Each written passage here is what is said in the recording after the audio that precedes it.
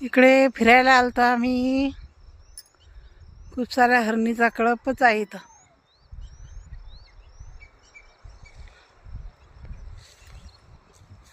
फिरता फिरता दिसले ते. आपण जसं जसं जवळ जवळ जातो ना तशा तशा ते धावत जातात. नजर पण पडू देत नाही. बघा किती मोठे आहेत ना. मी जवळ जवळ चालली बरं. ते चालले तसे तसे दूर दूर चालले ते. हां पहिले फक्त जंगलानंच पाहायला भेटत.